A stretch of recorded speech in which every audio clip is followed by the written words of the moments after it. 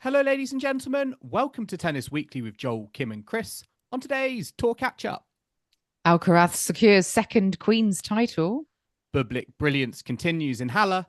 And the US Open announced its blockbuster lineup for its revamped mixed doubles event. Kim, Chris, today is the 23rd of June, and we are here to catch up on the week in tennis at Tennis Weekly HQ. We're just over a week away from the beginning of Wimbledon, and the grass court action is hotting up with Carlos Alcaraz claiming a second Queen's title, whilst 2023 Wimbledon ladies champion Marketa Vondrousova took home the title in Berlin. And we had a bit more of Bublik brilliance out in Halle as he continued his mid-season resurgence, including a win over the world number one Jannik Sinner. Petra Kvitova also announced her impending retirement from the game. Nick Kyrgios was booted off the BBC's tennis coverage for Wimbledon, and the US Open unveiled their revolutionary mixed doubles tournament for later this year, headlined by a certain Alcaraz Raducanu partnership. We're going to be getting into all that. We're going to be looking as well at the final lead-up events to Wimbledon in the second half, so definitely stick around for that. Guys, I can almost smell the sweet, fresh grass, the mowings of the grass of SW19. Or is it the mowings of the grass of Roehampton in the qualifying? Yes. Maybe that's what you're getting a whiff of already. I don't know Joel. I don't know that postcode. Probably the same. Same-ish. It's probably the same postcode. You're not so strong on your geography, are you, Joel? Never have been. So I'm My not best offering laid up the plans postcode have either. been put into meltdown. Yes, I've been thoroughly enjoying the grass court having its moment once again in the UK. We're off the back of obviously 2 weeks of action at the Queen's Club, and we'll be delving into that. Just grass court tournaments from January to November. I mean, playing on a grass court in Very January in the slippy. UK might be interesting, to say the least. Follow the A bit climate. dangerous. Let's have some really surprising, unexpected grass court events. Give me some grass court events in South America. Give me some grass court events in Africa. Well, follow the tour around the world. Golden Swing does take place at a lawn tennis club in Buenos Aires, so maybe they could mix it up one year. Once upon a time. Yeah. Yeah. I mean, like the Australian Open, US Open, they used to be played on grass back in the day. Maybe in the far future, it will all return to its origins. Who knows? Maybe. Let's just say, could we get a bluegrass event? Oh, they're dyeing the grass. Isn't that a type of music as well? Bluegrass. I mean, Bluegrass I don't music. know the answer to that, but I do know that there will never be There will never another be bluegrass. natural blue court again. No. Unless Madrid becomes a grass court event. Maybe. Well, just stranger maybe. things have happened. And actually, talking of music, we heard something that came out in the last week. And I have to say, I thought this was a bit of an April Fool's at first. So did we all, Kim. I don't know what to make of it. Jannik Sinner's done a duet with Andrea Bocelli.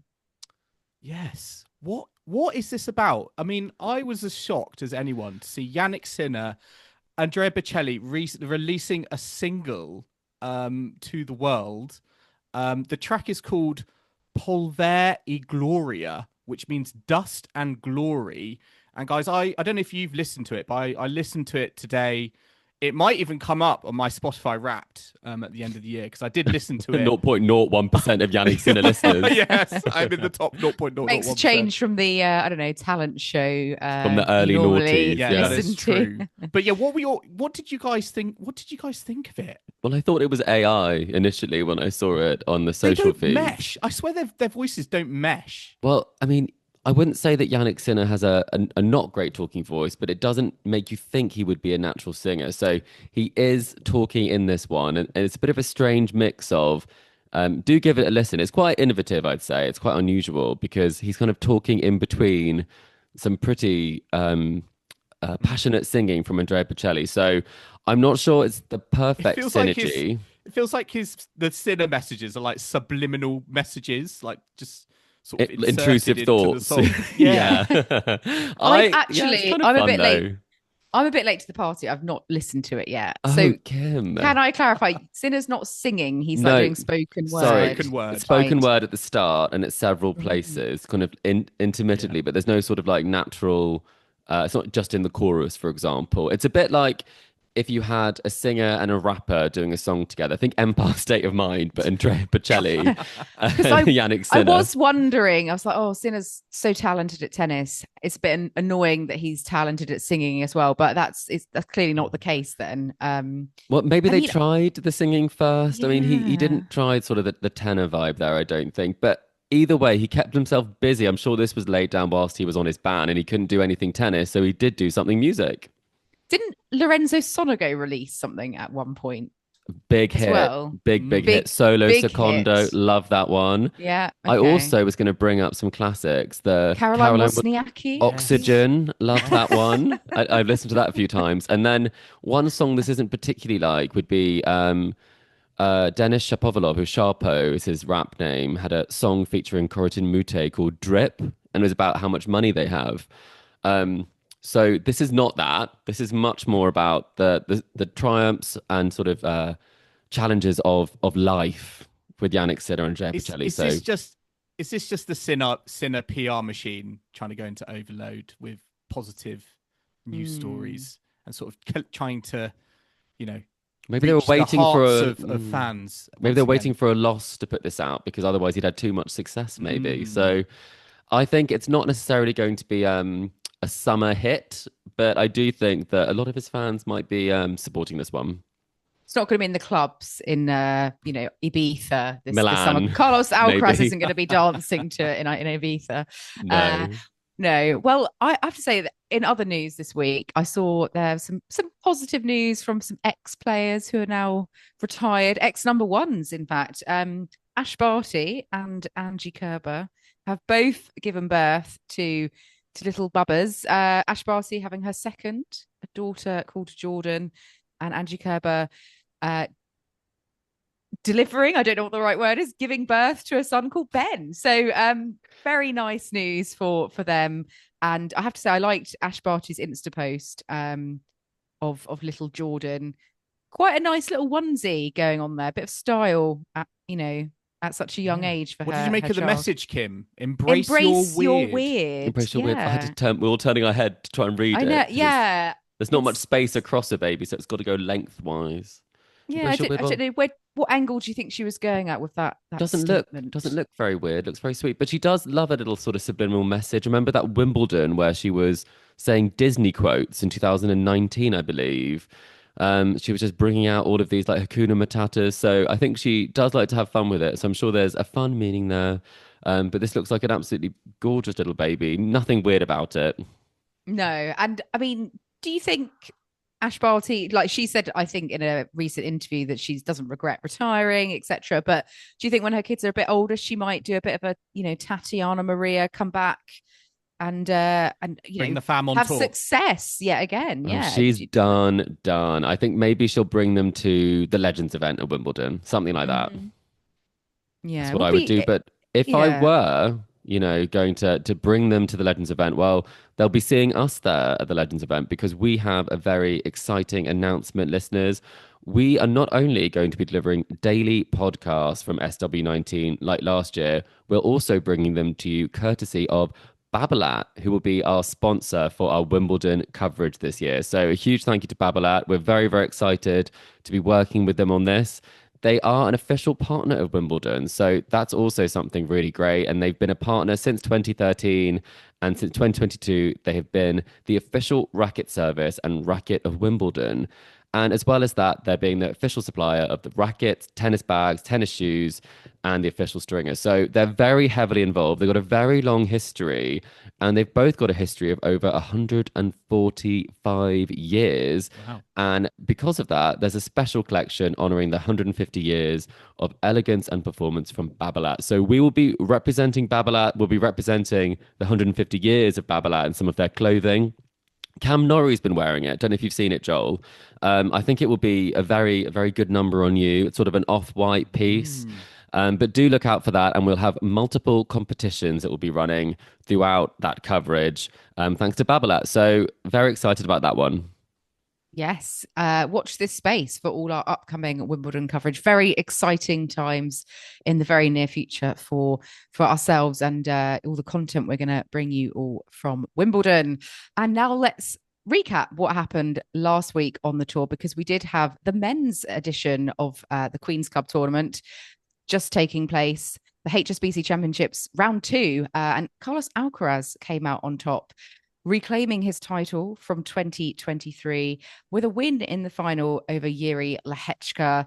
3-set win, 6-2 in the third. It took Alcaraz to get that win, but he is back with a bang on the grass courts of London, showing his ability to come through in those final sets and when the match is going the distance, as we've seen very much so in recent times as well, to get the win and the title.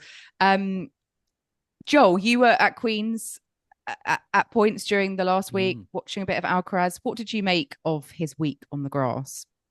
I mean, he's just so good, isn't he? The idea of him going straight from Roland Garros, the clay, to the grass, very quick turnaround via Ibiza, and being able to put on the performances he did across the week at Queen's was just so impressive. I mean, he had to really dig deep at times across the week. He had a very long match with Jaume Munar in the second round, 3 hours plus, and then again in the final as well. And it just shows, I think, just how much of an all-round player he is. That I think really emphasizes his just natural talent for tennis. It doesn't feel like, he's got one surface that he is like stronger on than other surfaces. It just feels like he is just an all-round spectacular player.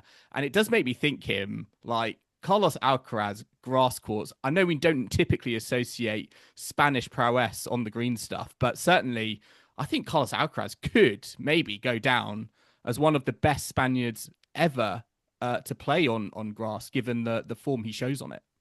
I mean, I'd argue not just Spaniards, but the best player ever on grass. It's early days, but at age 22, he actually, amongst number one players, ATP number ones that have been on the tour, he has the best career winning percentage on grass at the moment, at 90%. And that, wow. Roger Federer was at, I think, 86.9%. And then you've got the likes of McEnroe, Djokovic, Sampras, etc. So already such a young age, obviously a long way to go in his career, early days, but that says it all, I think. He's already got 2 Wimbledon titles, 2 Queen's titles. I think that says it, for itself.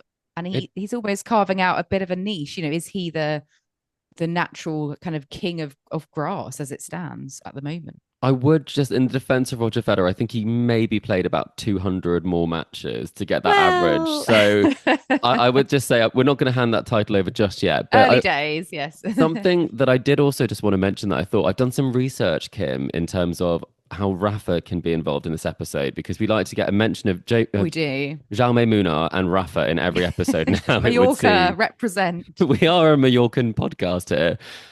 We do travel there quite often. But what was more impressive about when Nadal did the back-to-back was actually that they were consecutive weeks. So Carlos actually was able to hop over to Ibiza, kind of reset, and then head over to the Queen's Club, whereas Rafa had to pretty much get the train, head straight over, and head straight to Queen's in 2008. And then he went on to win the Olympics that year, as well as Wimbledon. So that's kind of crazy that how much and how quickly they used to have to do in the turnaround. So I think that now having that week and not necessarily playing that first week really probably helped Carlos to reset and get himself back into this, because he looked so comfortable competing again, and it felt like even though there were some tough moments, he was still able to draw on some of the experiences he's had recently, the tough matches that he's won. But I was going to say, this scoreline against Lehečka in the final, I think he got 3 games against Jannik Sinner at the French Open. So where has this come from, Lehečka? Is it the grass that's helped him? That the serve is working a bit better, but he was made to look quite ordinary just a couple of weeks ago by the world number one, and now almost taking the title against Carlos Alcaraz. I think by Alcaraz in the final, he got his movement got found out a little bit. I think he's such an explosive player when he has time to be set and unleash from the back of the court. But I think with Alcaraz, something that I think I'm really impressed by is his movement. He still is able to generate incredible power, but he feels a bit more like light-footed, I think, when he kind of moves about the court. And when he's got like the drop shot as well in his arsenal, I think again it's something that Lehechka found, harder to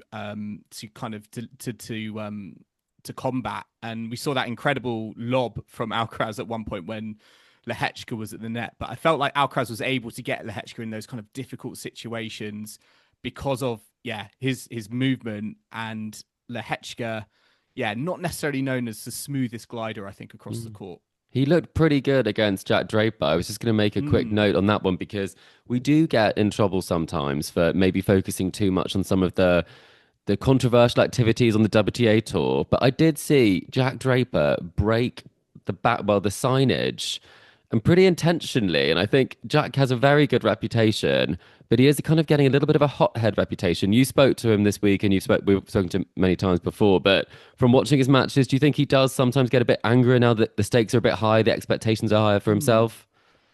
Yeah, I think, to be honest, I think he was quite chilled across the week. So I was actually a little bit surprised when that happened. And I could definitely see that being a more of a heat of the moment situation. It was tight, it was tense, it was a hot day. And I think a combination of things got to him.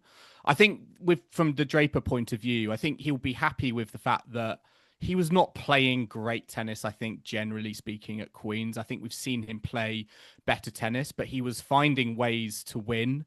He did that against Popperin when it went really tight in the third set. He did that against Nakashima. But against Lehechka, again, in a similar kind of position, perhaps he was just a little bit frustrated that he wasn't really bringing his best tennis at those kind of key moments. And he's going to need to raise his level a bit more, I think, when it goes to Wimbledon. But as I say, I will say the fact that he still got to a semi-final of a 500, not playing his best tennis, I still think it's a good position to be in. Yeah, because he did struggle past Popperin, Nakashima. He had some. It was close so ones. tense in that Popperin third set. I actually thought it was. I didn't actually realize. I thought it was going to a championship tiebreak. I thought it was going to 10, not 7. You thought it was all over, Joel, didn't you? Yeah, I was like, what's going on? I mean, he gave great value for money for the fans, and I think Roberto Bautista Agut as well brought good value for money, some long battles that he came through, and he did really well to reach semi-finals. And he is a former Wimbledon semi-finalist from I think 2019, so it was nice to see him have some good results. Another on Spanish the grass court expert. Absolutely, yeah. And I think Lehechka one to watch for Wimbledon for sure. And Draper, with his results here, he has actually clinched that 4th seed at Wimbledon. Do you think that's going to make a significant difference to his campaign there? Well, I asked him about this in press at Queen's, and I was like, was that a motivating factor going into Queen's and trying to lock that down so, he's not facing the likes of Sinner and Alcaraz and Zverev, to be fair, at Wimbledon before the semi-finals. But to be honest, he sort of just batted it away and said, if I focus on my performances, everything else will kind of take care of itself, including my ranking and my seeding. So he sort of underplayed it a little bit, but I certainly think it's still a very nice position to be have, isn't it? Yeah. It definitely helps when you don't have to play them in the quarterfinal if you do get the latter stages. But a lot of the players, I think, they try not to get ahead of themselves in the draws and not think too much about that because, there's a lot of tough players you could end up playing in round one. I think especially too on the women's side, there are so many unseeded players that could do an awful lot of damage. And I mean, Bublik almost would have been unseeded had he not won the title. So that just shows that you could play some really tough opposition in round one. So being 4th seed, you might not get the opportunity anyway to play against some of the really high seeds unless you beat the players lower ranked than that. Precisely. And we'll get on to Bublik in just a second. I wanted to ask you both, and Joel, especially as you've been present at Queen's for the last 2 weeks, what did you make of this kind of new setup, having the back-to-back WTA and ATP events? How did the courts hold up having to cope with the 2 weeks instead of just the one? I mean, I don't think they could have asked for better weather across the 2 weeks. I mean, it was scorchio at times. I was reaching for the factor 40. Not factor 50 or 70. Yeah, sorry. They make factor 40. A factor 40? He's invented 50. It. He's mixed 10 and 30, Kim. But yeah, it was hot at points, and you could see that in terms of the court. And I think I think it was good for the men's in the sense that, had a week that was, worn in and there wasn't as much moisture, but it almost kind of looked like the grass court kind of played like a hard court a little bit. And it was quite dry. But I think overall as an event, it was fantastic, to have both events there. The stands were packed, early on in the weeks. For a 500, it was just kind of great to see a really good showcase as well of British tennis as well. I still remember the days kind of growing up, and we were almost kind of grateful to get one win under our belt. But it's just so exciting now, I think, across both the singles and the doubles, that there's always you're sort of more confident, I think, from a British fan point of view, that there's always going to be interest kind of across to the latter stages. The wheelchair tennis as well was put on court one, which I think was a really nice touch. So yeah, from Laura Robson and Jamie Murray's perspective as the tournament organizers, I think they've done a cracking job. Yeah, fantastic stuff. Well, I look forward to it happening in 2026 as well. And let's hope the weather is just as fine next year as well. But we're going to move on to Halle, where Bublik did take the title, as Chris mentioned. And again, another player to repeat his victory from 2 years prior, where he also lifted this title. This year, beating Daniil Medvedev in the final in straight sets, 6-3, 7-6. Now, we saw, Bublik in great form at the French Open, beating Jack Draper and ultimately falling to Jannik Sinner. And it's fantastic for him that he's continued on his good form, picking up the title here. Obviously, like you said as well, he's just going to be in the seedings for Wimbledon as well, which I think many people might breathe a slight sigh of relief for. But yeah, what did you make of his week out in Germany? I loved it. I think it's so great to see that, having almost reactivated his passion for the sport and almost allowed himself to be passionate and enjoy it again after that run at the French Open. I think the nature of his loss to Jannik Sinner makes you think that maybe that might dampen his spirit slightly, but it hadn't. And I think it's the perfect time to get such a breakthrough result for him, coming onto a surface where he's had so much success previously. I mean, he is built for grass court tennis, and he's also very much built for kind of inventing new ways to do things on the court. His highlights reels this week have just been exceptional. And I think it's the perfect match, really. So I'm very pleased that he did get the win. I also think the seeding does matter significantly for him because, he could do a lot of damage. He really is a dangerous player to face. The only thing that I think probably maybe was a bit unfortunate is that, Medvedev is still struggling to get a title. And I don't like a Medvedev who isn't getting the results, because I feel like we've had that for a while now, and I'd like him to start pushing on again. But take nothing away from Bublik, because he beat really high quality opponents all week. I mean, Medvedev hasn't won a title for 43 tournaments. So it's a long time coming. And his head-to-head against Bublik as well. He'd never lost to him. He'd never lost to him. I think he was like 6 or 7-0 against Bublik. So it felt like a great opportunity for him, particularly in that tiebreak in the second set. I think he was 4-1 up, and he didn't seize the initiative. And I think it's a common theme at the moment with Medvedev that perhaps in finals, in these big moments, he's actually forgotten how to win. He's forgotten how to win a set. He's forgotten how to win a match, and it feels like he maybe plays a bit too passive in those moments. And that, I think, is when Bublik is at his most dangerous. And again, another thing I just think with Medvedev, I wonder about his court position on a grass court. I mean, he was standing so far behind the baseline. It was like he thought he was playing on a clay court against Alexander Bublik. And it I felt played into Bublik's hands of kind of being the aggressor, standing up on the baseline and being able to just hit and blast Medvedev, off the court with winners at times. You might as well have been in the audience, Medvedev. But I mean, serious question here. Do you think he needs to take a holiday to Las Vegas? Because Bublik was having a terrible early sort of 2025. He said to his coach that he wanted to quit tennis. This is what he told TNT in an interview. He went off to Vegas for a little holiday, and then, comes back refreshed, and Bob's your uncle. Here he is picking up a title again, up into the top 30. So maybe Medvedev needs some time away perhaps. I don't know. Well, he does do better on the American hardcourt swing, and Las Vegas is just a stone's throw away. So maybe that would be the right answer for him. But I did also think that quote from Bublik about the fact he said, I want to quit tennis because I can't be 80 in the world. It feels disgraceful. I hated it. I'm like, a lot of players would be quite happy to get to 80 in the world. So I just think, if you are, it's got high standards. Yeah, exactly. Probably that. What do you think has changed for Bublik? Is it like he's changed aspects of his game, or is it like his game is still the same? It's just he's just maybe executing it that bit better. What do you think it is that is sort of leading to this purple patch for him? He talked about the physical side, improving that. I think he realized that he couldn't necessarily just rely on his talent alone. I'm not saying he's getting older, but he's not necessarily a spring chicken anymore. I think he's like 27. So I think then you do have to put more work in the gym because it doesn't come as naturally to you, the physical side of the game. So he has improved that area because he did want to do what it takes to get himself back to the top. I also do think it's the mentality shift. I think previously he always treated it as a job that he happened to be good at and he could make money from. And I think there is that shift to playing for the love of the game and enjoying it and enjoying everything that comes with it, as well as the financial success and the joys of being good at what you do for work. So I think it's probably twofold in that respect.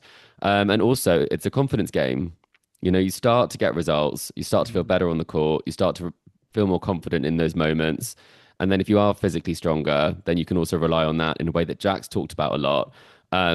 Also, this is not about Bublik, but Jack said before that he did like all the work in the gym. His body was like a Ferrari, but like it broke down quite a lot. And then now, I don't know what it's like now, but I feel like the same things happened to Bublik. And Bublik did say in Roland Garros about the fact that like Jack looks like, almost like a UFC fighter. So I think he is definitely paying attention to the physical side of things and like seeing the results come for those who put in the work.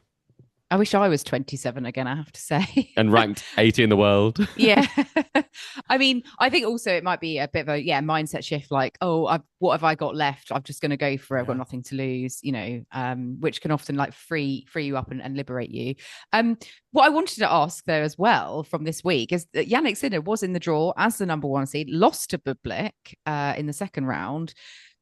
So, Bublik, obviously fantastic win over the world number one for him. We do have some doubts over Sinner on the grass court. He lost to Medvedev at Wimbledon last year.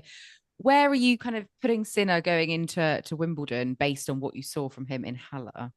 Oh, it's hard to know because although he lost early, he lost to the champion, and we know how good Alexander Bublik is playing at the moment. But for me, certainly, Jannik Sinner is not the world number one on a grass court. I wouldn't actually put him in the top five. I don't know where you guys stand on that, but I feel like still there are kind of questions on, the fact that he's got kind of a very good plan A game from the back of the court that is very well suited, I think, to hard court tennis, but is he able to adapt it to grass courts?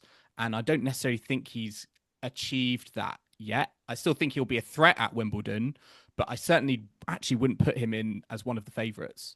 Well, he did win the tournament he lost in this week, Halle, last year on grass. So he definitely can win titles on grass. My question on this one would be, if it went to 5 sets, I probably would have backed Jannik Sinner to win against Bublik if it was at Wimbledon. I think in those big moments, he is a big match player, and I think it doesn't matter too much what the court is. I think we've seen players who aren't that comfortable on the surface, like Maria Sharapova, for example, become almost a clay court specialist in some ways, winning 2 titles. I think if you have the mentality of being a champion, I think that does translate well, but it is not promising that he has lost for the first time before the quarterfinals, I believe since he lost to Ben Shelton in Shanghai in 2023.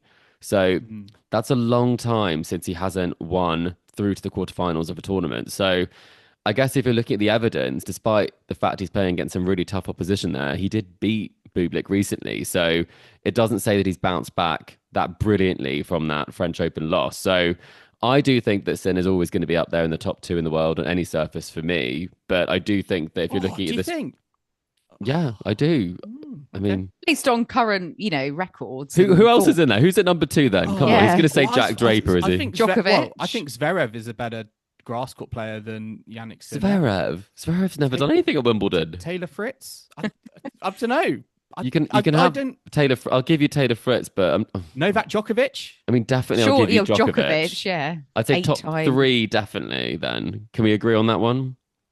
No. Yes. No, there is Discord at Tennis Weekly HQ. And on that note, I'm going to move the conversation on to Berlin, where we had the WTA 500 taking place. And talking about grass court pedigree, we did have a former Wimbledon champion picking up the title here. Marketa Vondrousova is back.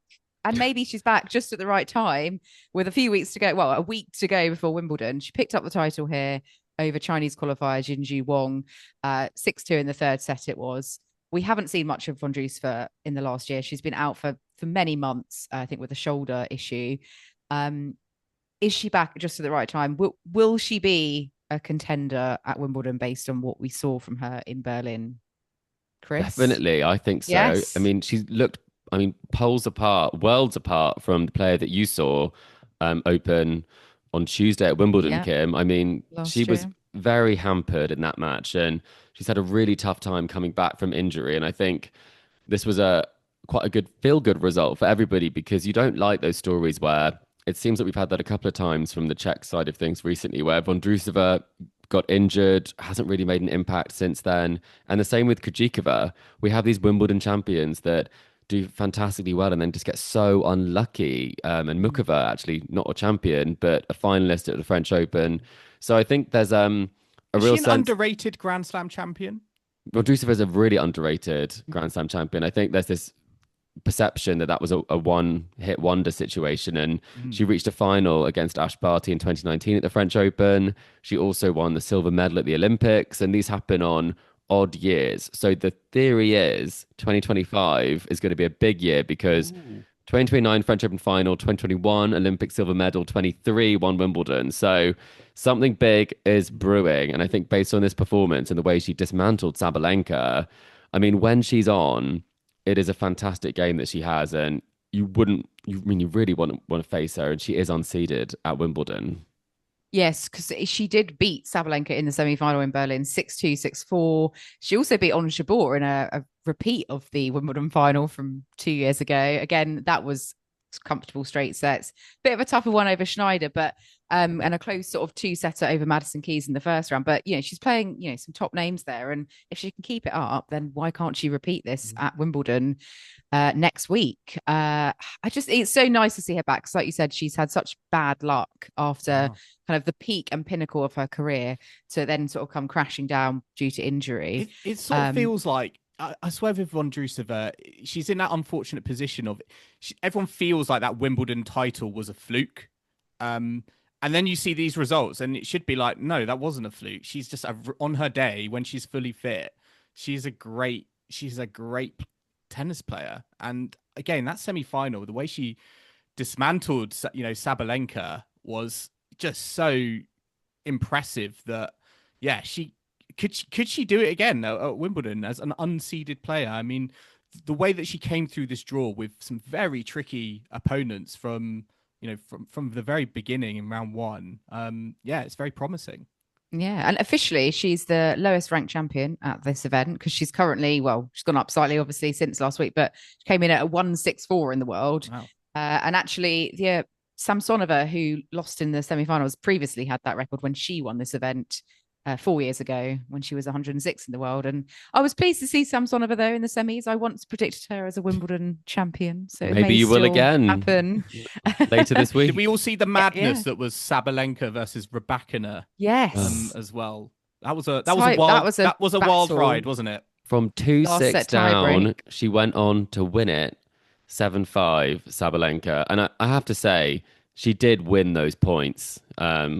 Watching that, I think a lot of them were either service out of trouble or just really small margins for Raducanu. But you got to feel that Raducanu, something is brewing there as well, because I agree. Putting together some really good results, so close to beating Sabalenka, and you do just think that she's got the game, so close to beating Iga as well. There's a result coming there, and I think her pedigree will show again, and it really is building up to be an exciting Wimbledon, but almost impossible to pick your champion.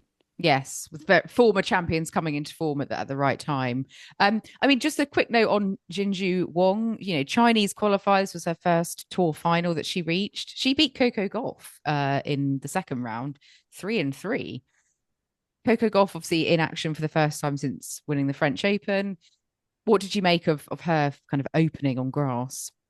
Should she have played it? I was thinking it's because of the Miu Miu deal, potentially, because she flew in after the tournament started.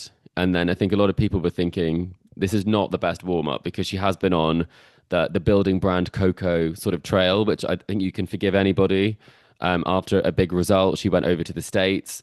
So I think it was more about getting back on court, getting back into some of those routines, and probably seeing the run that Wong went on throughout the tournament will make her feel better about that result. But I don't think you can read too much into that because she really didn't have much time to practice, and she hasn't necessarily been on a grass court or anywhere near a tennis court potentially for a few days. So not the perfect preparation, but she's now at Wimbledon. So I'm not too concerned. I do think she has the potential to have a deep run at Wimbledon still. It's just one match, Yes, no, and don't panic, Coco Gauff fans. Another American, though, doing well last week was McCartney Kessler, who picked up the Nottingham title in the UK, which is a 250 event. She beat Yastremska in straight sets in the final to win her first grass court event and I think her third title of her career. Kessler also beating Katie Boulter, who was the two-time defending champion in the quarterfinals. Any notes on Kessler? She, I think, will just be seeded with this win. So again, many players maybe breathing a slight sigh of relief as she'll be one of the players to kind of maybe cause a bit of an upset going into the championships next week. Chris? Yeah, she's really going up the rankings at the moment. She's building her ranking based on some really strong 250 results. She's essentially the Casper Ruud of the women's tour when it comes to 250s because she's picked up, I think it's 3 titles since last August in, I think, Tennis in the Land, that classic name tournament. Yes, Cleveland, Hobart, made the final in Austin and lost to Pegula. And then she won obviously in Nottingham. So she's producing quite the hard court record in when it comes to finals. And she did push Qin Wenjiang all the way in Queens last week. So that was probably the first sign that potentially grass was going to be a really good surface for her because that was 7-5 in the third. So she is a dangerous player to face. And I do feel for Katie Boulter because it was very close and she was up in that final set before she ended up losing. And obviously this is a tournament where she has so much success previously, but there's no shame in losing to McCartney Kessler at the 250 based on the results we've seen in the last year. No, exactly. And there were a couple of rain delays in the final as well that their players all had to contend with. And Rebecca Stramkova getting to the semis as well. So another player. Your favourite, Kim? Watch, potentially. Well, Tennis Weekly bingo today. We've got Munar, like my new favourite. We've got Stramkova, we've got Samsonova. We've got Nadal in, we have to. Munar's in, yeah. Well, there you go. Maybe we should do a Tennis Weekly bingo one episode. I think that could be we fun. Can't make it a drinking game because people would be far too intoxicated by the end of this episode. When it comes to the quiz round. Yes, that could be a nice one. We'll do it at the end of season, bingo/quiz. But let's take a very quick break now. Do join us in the second half where we'll be discussing Petra Kvitova announcing her retirement from tennis, the US Open star-studded mixed doubles lineup featuring Alcaraz and Emma Raducanu, and we'll be taking a look at the final lead-up events ahead of Wimbledon, including Eastbourne, Mallorca and Bad Homburg. So do not go anywhere. Welcome back to the Tennis Weekly podcast. And it's time, as always, to kick off the second half with another game, a Joel's game. A Joel's game, yes. No par for the courts. What is a Joel's game? I've lost the concept of that one. Joel's game for you and for all of our listeners is essentially higher or lower with tennis player rankings. That's it. Higher, lower, or same with tennis player rankings, and I've got a few names to give you, and there is sort of a little theme. Not another German player. It's not German that players. That would be your third consecutive. It's not Czech players. This week's edition of Joel's Game, to kind of celebrate grass court season and the fact that we've got tennis in the UK, I've got a list of British players. But these are some unfamiliar names. These are not your Andy Murrays. These are not your Tim Henmans. These are not your Jack Drapers. We're talking like the middle road of British tennis players. Up and coming, are we talking? Up and come or been and gone. Let's be polite about it and let's say up and coming. This is an interesting section. Is this a positive section? So I'm gonna middle of the road tennis players, Joel. I wanted to try something a little bit different. So I've got no chance. Yeah, I've got your first player, and there's no jeopardy just yet. I just want what you think their career high ranking is, and that player is Paul Jubb. Are we working together on this? And you're working, you're working together. So all I want at the moment is, what do you think Paul Jubb's career high ranking is? I mean, he did just win in qualies today, which is nice. And doesn't he live with Jack Draper? I think they're so maybe their combined ranking might get them into the tournament. That could work. But I would say, what about 200? 180? Something like I think he's been top 200, surely. He had that semi-final run in Mallorca, didn't he, one year? At Queens, he did quite well, didn't he, one year? Well, Chris, I'm going to stop you there because although you've just said that I'm not going to be very good, you actually bang on. Paul Jubb, 180. Classic. Are you joking? Career high, 180. I'm getting these from Wikipedia, but on Wikipedia, it says Paul Jubb, career high ranking, singles ranking, 180. So that's our starting point. Well, do I get a point for that? I'll give you a point. I'll give you a special point. Yeah. Right. Okay. Next player is Jay Clark. Oh, higher, lower, or same than 180? I think lower. I've not seen a Jay Clark match. Slightly lower. 155. Like very. We are in the trenches. Oh, you mean higher? Oh, sorry. I mean higher. Yeah, sorry. A lower number, but higher. Sorry. I don't know why I switched my vocab. I have not seen a match. I'm going to have to go with you, Kim. Okay, Kim. We're saying higher. I mean, I'm not an expert on Jay Clark. So you think above a specialist subject? Yeah, closer to one, basically. Slightly higher. We're thinking near a 150. That is correct. Very good. Jay Clark, career high ranking 153. Oh. So there you go. It's actually easier when they're top players, I think, right? Yeah. Okay, right. Next player. Billy Harris. Oh, way higher. Billy has been higher. Way? Yeah. He's been like 120? Are you sure? 150? I'm 100% sure because I was rooting for Billy for a while to make the breakthrough to top 100. And I think he just missed it because I was monitoring it. I think he made it to 101, but hasn't made top 100 because I was higher. I was heavily invested in Billy Harris at one point. Higher? Yeah, trust your judgment, Chris. Yeah, higher. I'm almost 100% sure it's 101. That is correct. And Chris, you're absolutely bang on. It is 101, just outside the top 100. So very good. That is two correct answers. I love this special subject of mid-Brits. Okay, next player. Fran Jones.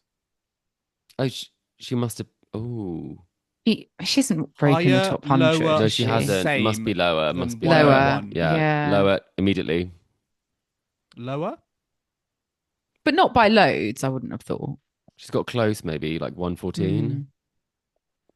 That is correct. Very good. Fran Jones, 113. 113. I'd like to apologise to our American listeners at this point. For this is not necessarily the easiest round for you. So double points if you get any of these right. Points, yeah. But it is just higher or lower. So please continue with us, listeners. But some new names to look out for. Yeah. Over the Wimbledon. Names. The Wimbledon wildcards. We should have called it the Wimbledon wildcards round. Yes. Okay. Next player. Liam Brody. He's been above. He made top 100. Top 100. Wasn't he like 80 something at one I think he made around about the 80 mark, yeah. Yeah. I still remember when he beat Schwartzman at Wimbledon. That was great. He also beat Casper. So going higher? Yep, definitely.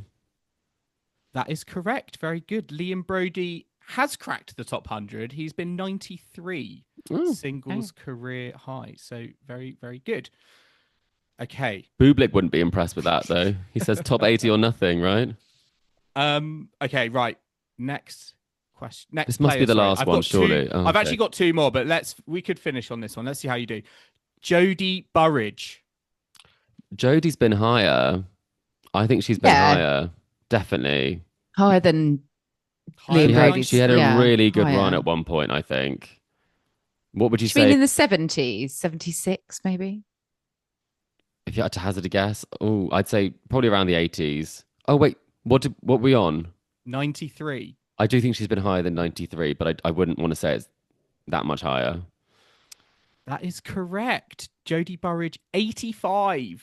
Oh, let's bring it home, Kim. Let's do it all. And then, okay, final name I have for you, and we're going for a bit of a blast from the past here. Is it Anne Gyofathong? No, it is Alex Bogdanovic. Oh, higher, wow, that is lower or same. I think he's been top 50. Do you think? No? Yeah. Must have. I think 48. I don't know why. I'll happily go higher. Yeah. Higher? I hope she doesn't go it doesn't do same with this. He's been a British number. Has he never been British number one? Only if someone was injured, I would have thought. Higher? Oh, I don't know. I think Kim. higher. What's he ever done though is the question. What's he doing now? I don't know. What is he doing now? I have to hurry you on an answer. I don't think he's been. I think I'm confusing him with somebody else. Should we say lower then? Higher or lower or same? I need an answer. I'm What are you going with? I'm going to go lower. What do you think, Kim? You think higher still? Well, Can we both have different answers and not win together? I'll say lower. No, I'll go lower. I'll go yeah. lower because it could be like slightly lower. Yeah. If you had said higher, oh god, you would have been incorrect. The answer is lower. 108. I think I thought he was James Ward for a second. Chris, you did a massive U-turn there. You were like, he's been 50 in the world. I thought he was James Ward, I think. James Ward did quite well at Queen's one year. That's a name. That's a name. Maybe that's a name for part 2. But I'm not sure what his highest ranking was though, but I felt like he was top 100. I'm not sure, but anyway, we survived it, Kim. Don't worry, American listeners. We will come back lanes, and we will do middle of the road American players. Not middle of the road. We'll do US Open Wildcard Edition. Journey people. But yes. Oh, thank you very much, Joel. Listeners, let us know how you got on. Some retro names from British tennis there. Let's dip into the mailbag now because we had one from Robbie on email. Thanks very much, Robbie, for your question. Robbie says, hello, gang. It was sad to see this week that Petra Kvitova has announced she will be retiring from tennis this season. How would you look back on Kvitova's tennis career? And do you think she is up there as one of the greatest players not to reach world number 1? So, yes, Robbie is correct. Kvitova has announced her retirement. She says that she's intending to finish at the US Open later this year. And obviously she's just got a wild card into Wimbledon, which will be her last event. So yeah, hopefully she'll have a nice send off. But yeah, what are your overarching memories of Petra? Well, obviously it's the Wimbledon wins, the things that really stick out. It's definitely not her comeback to the tour this year. I think we're seeing more of these sort of victory laps, which I'm not sure I absolutely love. I do think I like to see players, get wild cards to tournaments who are more match fit and match ready, I would say. So not memories from then, but definitely the fact that she won those incredible Wimbledon finals. And I mean, the result when she beat Eugenie Bouchard, that was obliterated Bouchard. I mean, she was making all sorts of shots. And I remember the commentator said, if Kvitova is making like the running forehand shots, because she wasn't always famously the best mover, then you're in real trouble on those days. So it's got to be that lefty serve and the winners. That's for sure.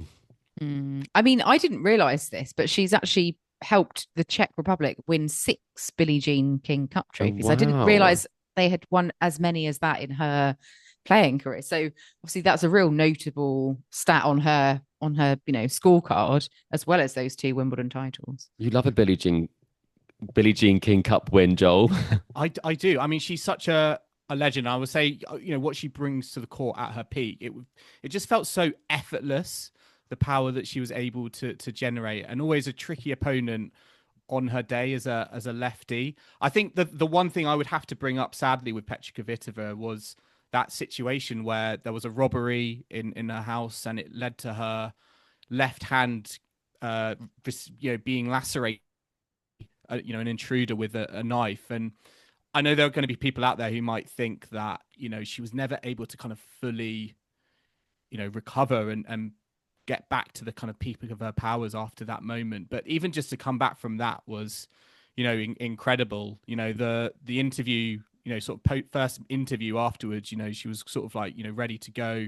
And it was just so positive. But it just reminds me just how vulnerable kind of tennis players can be at that points, and how much protection that they actually need, on all fronts really, because we had Raducanu and this kind of stalker at Wimbledon being banned again.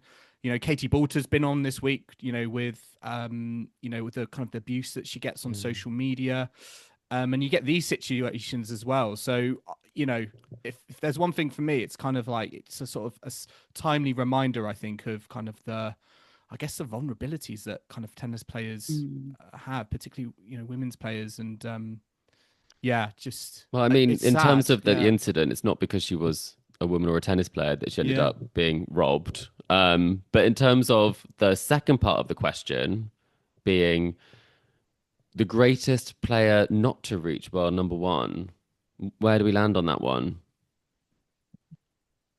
I mean, she's got to be up there, but I don't know about the greatest. I would put Stan as the greatest player never to reach world number two. He was number 3, never made it to number 2. I think Del Potro might have also been. Was he number 3?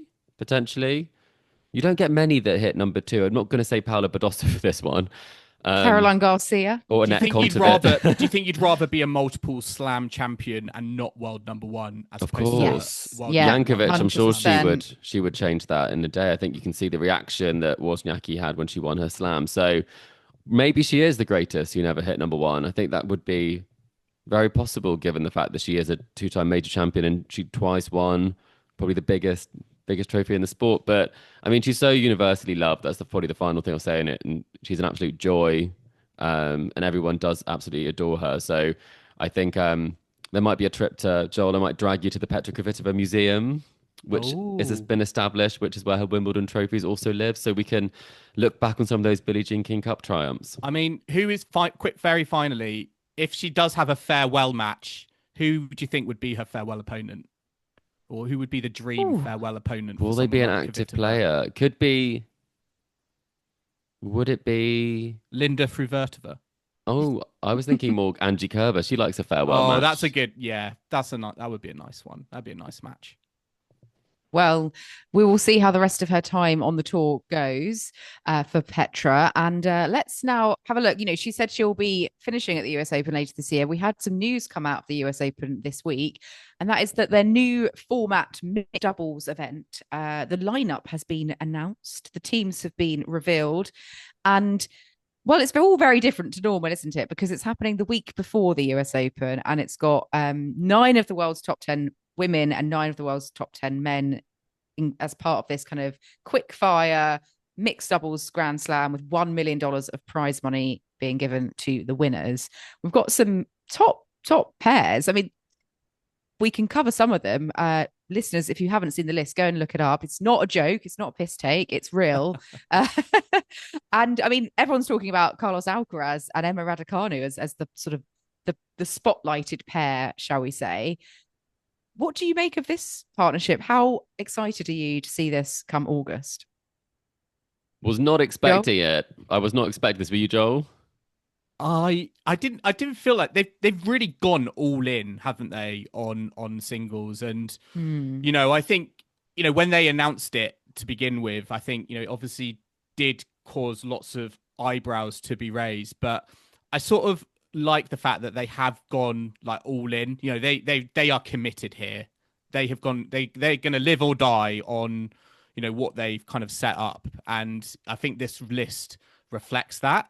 Now they have said that this is purely a list. We don't know if all of these partnerships are going to actually materialize, but certainly I think by talking about it and just sort of seeing the reaction on Twitter, the fact that it's got everyone talking, to think that we're talking about a mixed doubles event of a Grand Slam that hasn't, is taking place in a few months' time. When was the last time that ever happened? So it's already kind of creating kind of new territory, I think, for mixed doubles. but I still think it's still got its controversies to it as well, because it's just such a polarizing list, I think. Yeah, polarizing list. What do we mean? In the sense that it's all singles players, no doubles players. It feels more. I mean, I would argue it feels more exhibition than mixed doubles event. Does it actually have credibility there? And I wonder, whether it actually is. It's sort of the wrong fit. As I say, I think you dress it up more as a pre-tournament exhibition. I totally understand that. I do think that from the initial announcement, it was very clear that they were doing away with traditional mixed doubles.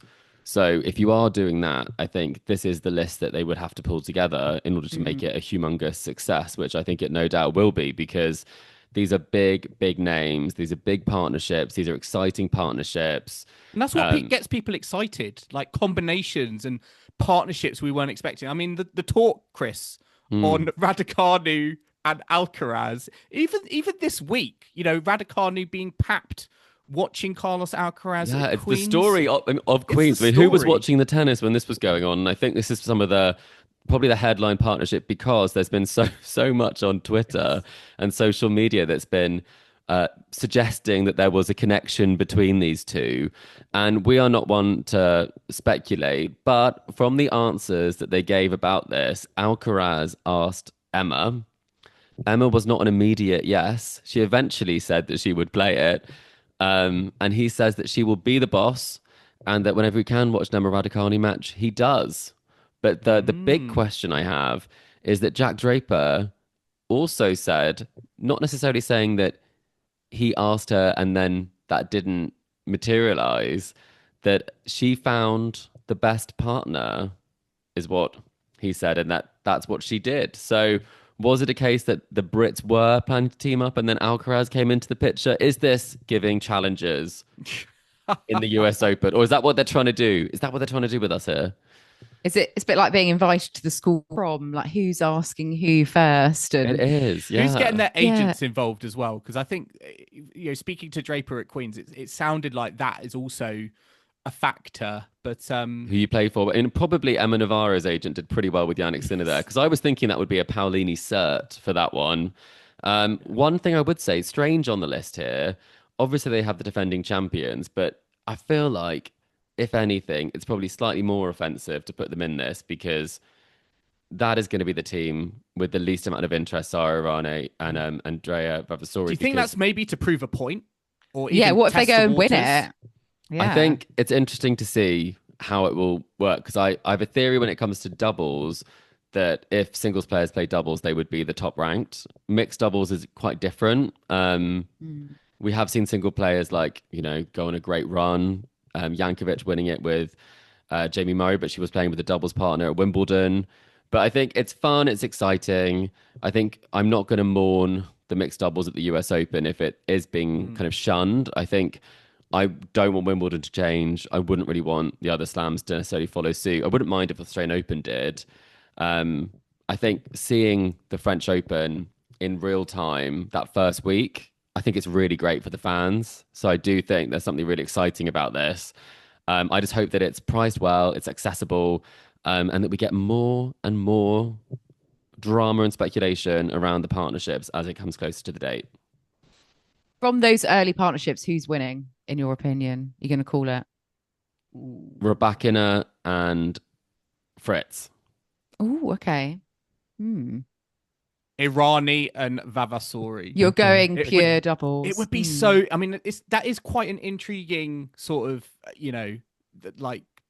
comparison there. But it'd be very interesting to see how the doubles players do against the singles players. But I don't know. Rybakina and Fritz also feels like quite a nice, tasty partnership. Well, they won tiebreak turns at Indian Wells, so there we go. Yeah. There we go. But it does have a lot of kind of.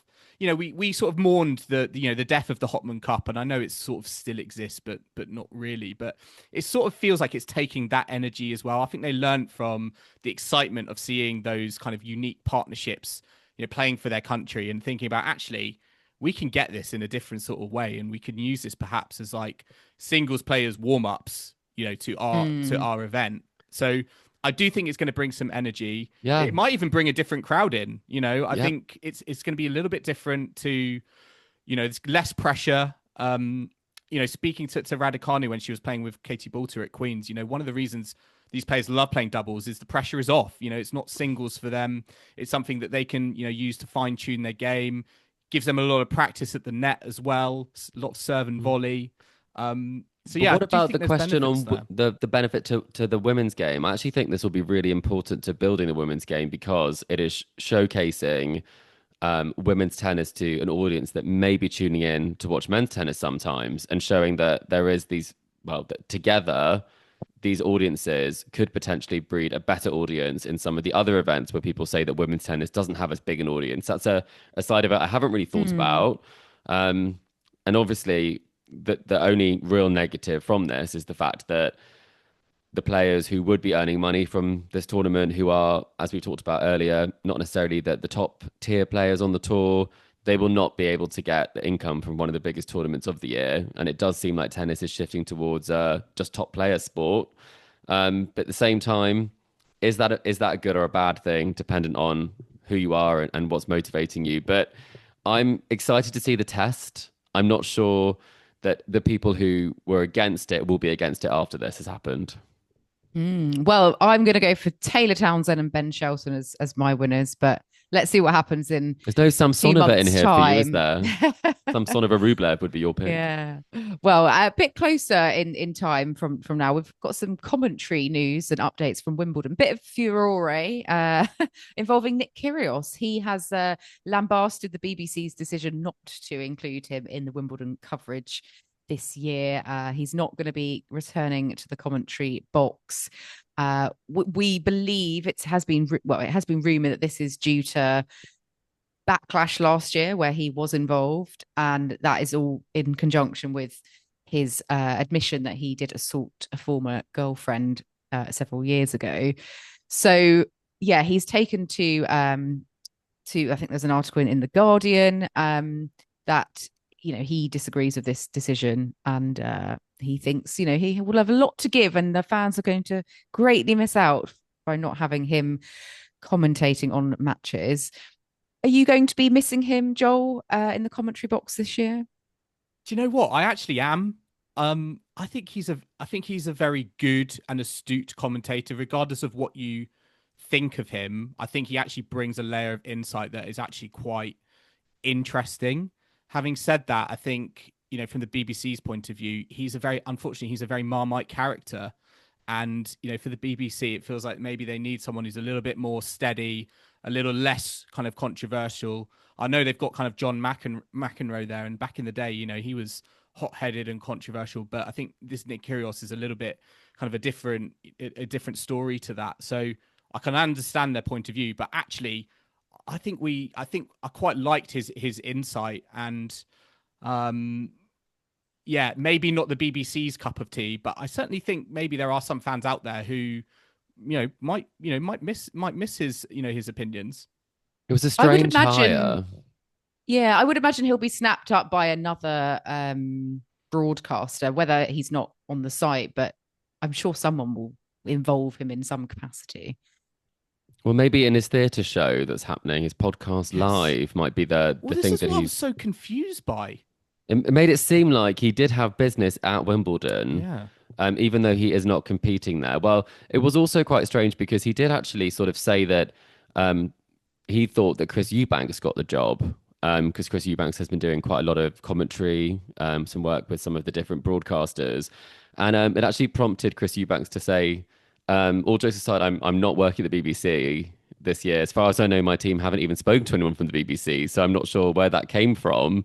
And he's excited to be back there competing. And it's almost like Nick Kyrgios said, almost like no shade to Chris Eubanks, but I've beaten all the greats multiple times. And Chris Eubanks is like, I'm not even in this conversation. So it's all quite strange, but I think they are making a bit more of a stand, the BBC. I think probably, they did hire him after he had admitted to assaulting a former girlfriend, and they have shut the door to Boris Becker for this year as well, after the fact that he's obviously served his prison time, even though he is eligible. So maybe they're cleaning up their act a bit on this, because I don't think that you can necessarily when it comes to how taxpayers' money is being spent, be looking to spend them in this way because they are accountable in a slightly different way to some of the other organizations where I think there would still be a platform for him, such as in the States, for example. So, I mean, I'm not going to miss Nick Kyrgios at Wimbledon because I'm not sure that I have actually watched any of his commentary. So I'm not sure I can say that I have particularly. I like a sound off commentary for the Wimbledon final. I think there's a lot of talk. The Brits, we like to talk a lot. And I think he also is a bit too chatty for me. So I like, I'm more of a Henman sort of fan when it comes to commentary. A few words every now and again. His passion for this, though, suggests to me that he sees this as his career once his playing days are over. The fact that he's been so vocal about it, you know, the fact that really at the moment for Wimbledon, it doesn't sound like he has a meal ticket essentially. And he, you know, I think you can tell from the way when I have heard him, he really does enjoy it. So yeah, I don't know. I think it's hard when you've got his image to kind of, you know, for some broadcasters, it's a bit too much. It's borderline. It's not borderline professional. It is unprofessional. And, you know, if you have got these sorts of things that have happened, you know, unfortunately, some doors will close to you. Same with Boris Becker. And I think if this is something that has come from, and the rumor is it's come from some of the female employees at BBC expressing their disdain for this, that I'm glad that the BBC have listened to it because they clearly didn't last year. So maybe that's a sign that some things are improving when it comes to selection. BBC and controversy are, you know, two words that we've never seen included in the same sentence before. Never. So let's have a look at what's happening this week on the tour in the final week before Wimbledon begins. We've got Bad Homburg out in Germany. JPEG is the top seed and Paulini the second seed. Also got the likes of Navarro, Andreeva, Swiatek, Svitolina in the draw. So quite a star-studded lineup. Any thoughts on this one? Who's getting the final win before the championship start? I think Svitolina's going to get the win. She had a great win over Mertens in round one already. So I think she's going to continue the good form she had in Paris. Donna Vekic also good. Yeah, I mean, just to say, Vekic Schneider in round one, that was the final last year. They also played last week as well, by the way. So yeah, we also had we had some antics between Sakkari and Putintseva, the net in there. So rivalry continues. Sakkari said to Putintseva, "Nobody likes you." Apparently this was after Putintseva humiliated a ball girl. So no love lost there still. Yeah, it's not great from either side, really, is it? We don't like to see this sort of thing happening. That would never happen in Eastbourne. No. Unsporting-like behaviour. So let's hope they sort of behave and resolve those issues at some point. But yeah, Eastbourne is also happening for both the men and the women. See, the women's one has been downgraded, but still features the likes of Kasatkina, Raducanu, Krejcikova, obviously the reigning Wimbledon champion. And then on the men's side, we've got Taylor Fritz, who's won it 3 times already. Will he get a 4th title here? He's got the likes of Tommy Paul, Jakub Mensik, and Ugo Humbert as his other fellow top seeds. Yeah, any thoughts on the Eastbourne draws? Who do you think's going to come away with that title? Probably Fritz, but he is playing against Fonseca, who won his first ever match on grass today. So that will be an exciting clash. And I'm not 100% sure that Bublik will play. So I'm not going to make a prediction he's going to win again. But Tommy Paul is back from injury, which is nice. Yes, and Fritz came a cropper to Mute in Queens this week. So I'm sure he'll be hoping to, you know, get slightly further at Eastbourne, but it's courts he knows and loves so well. On the lady side, do you think Raducanu could pick up a few more wins here, do quite well? Good draw, but the wind, she does not like decent. The wind. That's the problem, and it's pretty windy down there. On Jabeur versus Raducanu could be round 2. That would be very entertaining. Ooh. Yes, well, let's wait and see how Krejcikova gets on as well. She's obviously had some struggles. She's opening against Harriet Dart. So that's good for Dart to have that match up. And then we've also got Mallorca, Ben Shelton, top seed out there, and FAA as well. I do like the Mallorca event. It's a lovely little club. And I see we had Bernard Tomic in the draw as a qualifier. Are my eyes deceiving me, or did Bernard Tomic qualify for an ATP main draw? I thought he'd just retired because it's been Is so there long another Bernard Tomic I don't know since about? I've seen him on the, tennis I believe landscape. it is the Bernard Tomic. So he is he's apparently back. He hasn't played the Challenger Tour a lot of late. And I'm not sure his ranking is that. I think he's in the 200s at the moment in ranking. So not sure he's going to be playing Wimbledon if he is playing here. No, but we'll see how he gets on because, yeah, bit of a blast from the past there. Maybe he could feature as part of your Aussie middle of the roaders, Joel, for a future Joel's game. Middle of the roaders, exactly. Well, we're going to end our latest catch up at Tennis Weekly there. We hope you've enjoyed the ride with us. Remember to subscribe so you don't miss a moment of ATP and WT action with Wimbledon coming up. You can find us on Apple Podcasts, Spotify, YouTube, and all your favorite podcasting platforms out there. And if you love what you're hearing, then be sure to leave us a rating and review on Apple Podcasts or Spotify, and hit that like and subscribe button on YouTube. And you'll want to do that because we will be posting a lot of episodes in the next couple of weeks for Wimbledon. So if you'd like to stay connected with us on social media, we'll be posting about everything that goes behind the scenes, as well as some clips from the tournament. And you can see those on Facebook, Instagram, TikTok, Threads, and X. And the handle for all of those is Tennis Weekly Pod. And if you'd like to get in touch with us, you can ask us questions. We don't do mailbags during the tournament, but we might make an exception. So do email us, tennisweeklypod@gmail.com, or visit our website, tennisweekly.co.uk. And we will be back on Friday for our Wimbledon draws preview episode. Very, very excited about that. But until then, it's goodbye from Kim. Goodbye. It's goodbye from Chris. Goodbye. And it's goodbye from me. Thanks for listening, and we catch you next time on Tennis Weekly.